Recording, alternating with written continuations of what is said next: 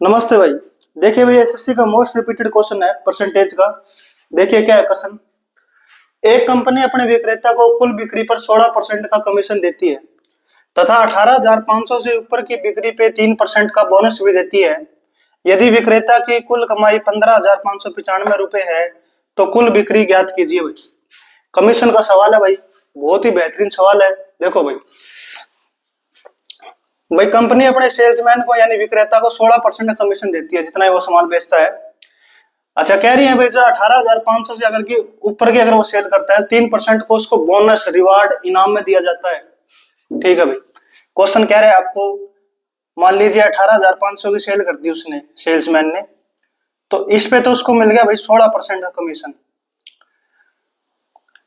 अब वो कह रहा है 18,500 से अगर वो ऊपर सेल करता है, 18,500 प्लस के अगर वो सेल करता है तो ये 16% तो उसको मिले ही मिलेगा, प्लस में ये 3% रिवार्ड के रूप में उसको बोनस दिया जा रहा है, तो यहाँ उसको कमीशन मिल रहा है 19% का भाई।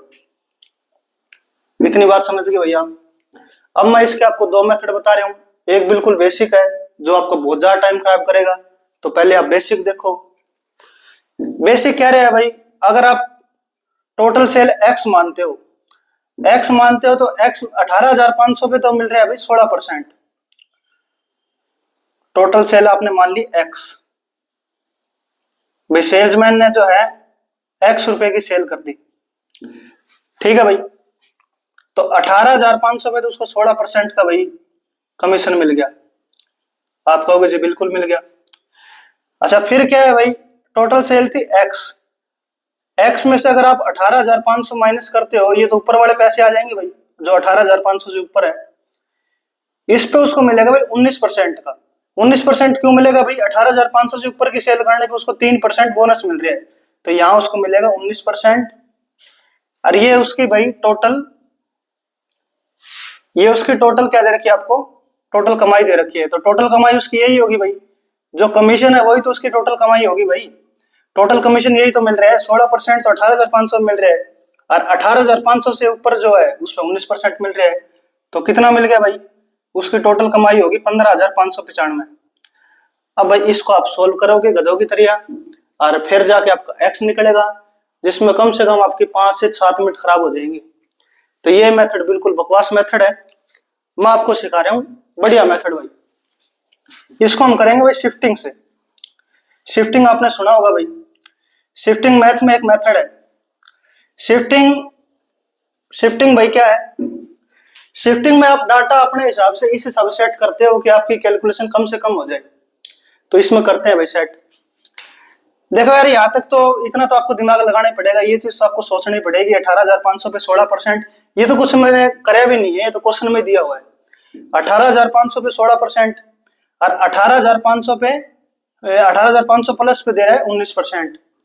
तो यहाँ पर भैया अमाउंट अलग अलग है, यहाँ अमाउंट अलग अलग है, और यहाँ पर ये जो है रेट अलग अलग है।